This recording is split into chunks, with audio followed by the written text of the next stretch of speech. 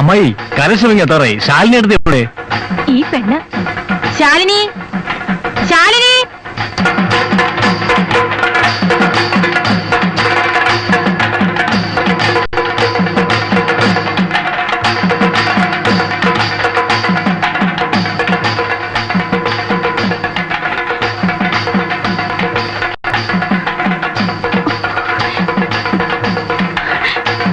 കലശം എത്തി.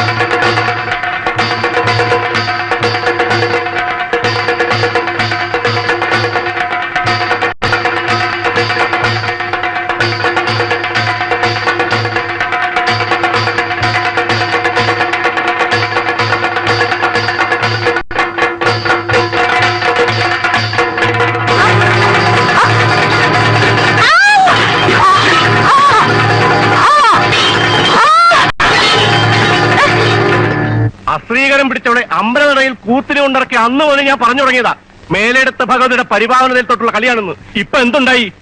നശൂരം പിടിച്ചോണ്ട് വിരല് തൊട്ടപ്പോ തന്നെ കലിശായില്ലേ?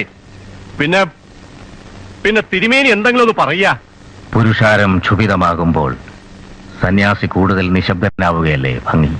എന്തിനും ഒരു പരിഹാരകർമ്മം ഉണ്ടാവില്ലേ തിരുമേനി? ആദ്യം ചെയ്യേണ്ടത് ആദ്യം ചെയ്യാ. കൂത്തുകാരെയും കൂട്ടരെയും പിടിച്ച് തലമുണ്ടനം ചെയ്ത് ചുണ്ണാമ്പ് വെച്ച് ചെണ്ട ഒട്ടിച്ച് പുഴ എടുത്തുക. അങ്ങനെ തന്നെ കലശവശുദ്ധമാക്കി നാട് പിടിക്കാമെന്നുള്ള വിടരുത്. എന്നാലും കാണണം. നടക്കാന്ന് പറഞ്ഞ് ഒറ്റ വയ്ക്കണ്ട. തെക്കുംപുറത്തുകാർ അമ്പലപ്പറമ്പിൽ കയറിയാലേ കാലയങ്ങൾ തല്ലുപിടിക്കും. കയ്യബദ്ധത്തിന്റെ പേരും പറഞ്ഞ് തെക്കുംപുറത്തുകാരെ മുഴുവൻ അങ്ങ് തട്ടിക്കളയാമെന്നാണ് വടക്കംപുറത്തുകാരുടെ വിചാരമെങ്കിലേ ആ വിചാരം അങ്ങ് മറ്റിന്റെ വെളി വെച്ചിരുന്നാൽ മതി. തല്ലാനും കൊല്ലാനും ഒക്കെ ഞാൻ കഴിയടാ.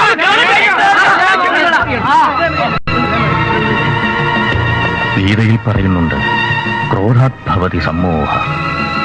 ക്രോധം നിമിത്തം കാര്യാകാര്യ വിവേകമില്ലായ്മ എന്ന സമ്മോഹം സംഭവിക്കുന്നു. ഇവിടെയും അത് തന്നെ സംഭവിച്ചിരിക്കുന്നു. അമ്മേ ഭഗവതി, എനിക്കൊന്നും പറയാൻ കഴിയുന്നില്ലല്ലോ.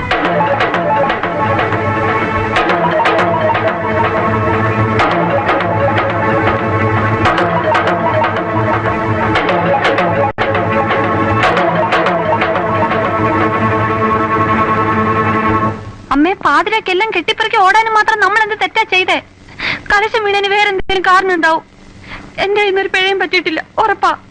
മോളെ, വാദിച്ച് നിൽക്കേണ്ട സമയമല്ലത്. ആളുകൾ ഭ്രാന്തളകി നിൽക്കുക. അവരെ കൈ കിട്ടിയ കുഞ്ഞിനെ നമ്മൾ ആരും ബാക്കിണ്ടാവില്ല. ഭ്രാന്ത് ആളുകൾക്കല്ലേ, ദേവി നമ്മളെ രക്ഷിക്കും. ഞാൻ എന്താ ചെയ്യേണ്ട ഭഗവതി? പേടിയുള്ളവർക്ക് പോകാം, നിൽക്കുന്നവർക്ക് നിൽക്കാം. എന്തായാലും ജയദേവൻ സാറല്ലാതെ ഞാനില്ല.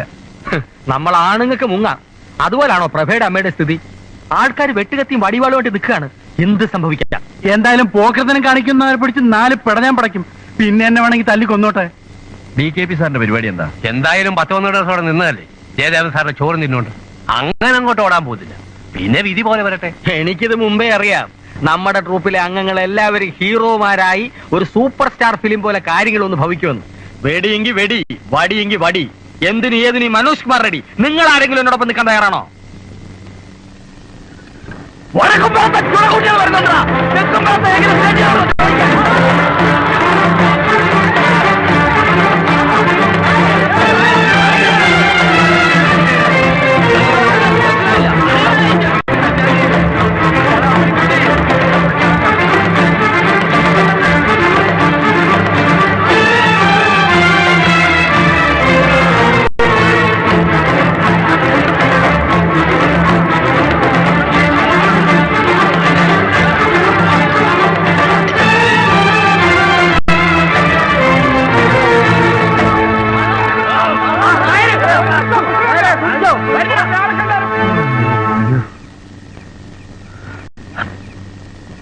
എന്റെ ഭഗവതി, കട മുഴുവനും അവന്മാര് കാലിയാക്കിയല്ലോ. എടി കല്യാണി, ഇവിടെ ഇപ്പൊ അടിയും വെട്ടും കുത്തൊക്കെ നടക്കുന്ന തോന്നണേ. പക്ഷെ പകലായിരുന്നു വല്ല മരക്കൊമ്പിലും കയറിയിരുന്ന് കാണാമായിരുന്നു. തല പോകണ്ടെങ്കിൽ വല്ല കാളവണ്ടിയും പിടിച്ചോണ്ട് വന്ന് സാധനങ്ങളൊക്കെ കെട്ടിപ്പിറക്കി വല്ല വിധനെ അക്കരെ കടക്കാൻ നോക്കണ്ട മനുഷ്യനെ. ഇന്നെ പോലീസ് വരുമോ? ഇങ്ങനെ കൊണ്ട് ഞാൻ തോറ്റു. പണ്ട് ഇതുപോലൊരു ഉത്സവത്തിന് ഇവന്മാര് തമ്മിൽ തല്ലിയതും നമ്മൾ രണ്ടുപേരും പേടിച്ച് ചാമ്പക്കൂനെ കയറി കിടന്നതൊക്കെ അങ്ങ് മറന്നോ? ഇതിപ്പോ അന്നത്തെക്കാളും ഭയങ്കരമായിരിക്കും തോന്നുന്നു. എന്നാ പിന്നെ പോലീസ് വന്നത് തന്നെ. അയ്യ, പോലീസ്. അയ്യോ, പെണ്ണെന്തിയേ?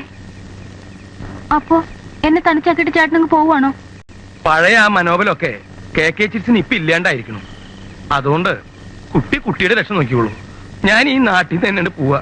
അപ്പൊ ചിട്ടിപ്പണമൊക്കെ? ചിട്ടിപ്പണൊക്കെ പോട്ടെ, മനുഷ്യന്റെ ജീവനല്ലേ വലുത്. തെക്കുംപുറന്നും വടക്കുംപുറന്നും പറഞ്ഞ് കുറെ പിശാചുകൾ ആയുധമായിട്ട് നടക്കല്ലേ. അതിന് ചിട്ടിച്ചേട്ടൻ 2 ഗ്രൂപ്പിലും ഇല്ലല്ലോ. അതല്ലേ എനിക്ക് പറ്റിയ കുഴപ്പം. എന്റെ ഈ ജന്മം നായ നക്കി. ഇനിയും എനിക്കൊരു ജന്മം ഉണ്ടാവും, കുട്ടിക്കുണ്ടാവും ഒരു ജന്മം. അന്ന് നായ നക്കാണ്ടിരുന്ന നമുക്ക്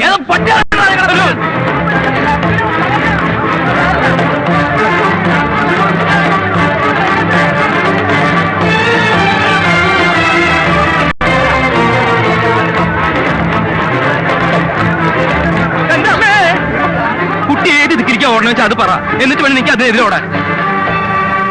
എന്തായി തീരുമാനം? കുന്തായി തീരുമാനം. നിങ്ങളൊന്നും ഉണ്ടായിരിക്കുന്നുണ്ടോ? മനുഷ്യന് താടിക്ക് തീ പിടിക്കുമ്പോ വീട് എത്തിക്കാൻ നോക്കണം. അതിനിപ്പോ ഞാൻ എന്ത് പറഞ്ഞ കളയുവാണ്? നിങ്ങളൊന്നും ഉണ്ടായിരിക്കാൻ ഞാൻ ചെയ്യണ്ടേ? ആകെ ഇളകി പറഞ്ഞു കിടക്കുക. എന്തായാലും ജയദേവൻ സാർ ഇപ്പൊ ഇങ്ങെത്തും. ആ ജയദേവൻ വന്നിട്ടെങ്കിലും കുട്ടിയുടെ മനസ്സൊന്ന് മാറിയിരുന്നെങ്കിൽ. മനസ്സ് മാറണവരെ കാത്തിരിക്കാൻ പറ്റില്ല. ആളി പറഞ്ഞതിന് മുമ്പ് കൊച്ചിനെയും തള്ളയും പുഴ കടത്തിയാൽ മതിയായിരുന്നു. അമ്മ ധൈര്യമായിരിക്കും, ഞങ്ങളൊക്കെ ഇല്ലേ ഇവിടെ. തിരുമേനിയുടെ കൂടെ മാത്രമല്ലല്ലോ, ഞങ്ങളുടെ കൂടെ ഉണ്ടാവില്ലേ 10 ആള്. ഈ തിരുമേനി എന്ന് പറയുന്ന ആളെ കുഞ്ഞിനറിയില്ല. തെക്കുംപുറത്തുനിന്ന് ചങ്ങലയിൽ കിടക്കുന്ന മേലെടുത്ത് ശ്രീദേവി കുട്ടിയുടെ ഈ ബാല്യക്കാരിക്കറിയാം, വർഷങ്ങളായിട്ടറിയാം. മേലെടുത്തെ വലിയ കാരണവർക്ക് തിരുമേനി ഇഷ്ടമായിരുന്നു, വിശ്വാസമായിരുന്നു. കാരണവരുടെ വലം കൈയായി തിരുമേനി. അയാളുടെ ഉന്നം ശ്രീദേവി കുട്ടിയെ സ്വന്തമാക്കി എല്ലാം കൈയടക്കുകയായിരുന്നു. പക്ഷേ ശ്രീദേവി കുട്ടിയുടെ മനസ്സിൽ അയാളായിരുന്നില്ല. കച്ചേരി നടത്താൻ തറവാട്ടിൽ വന്ന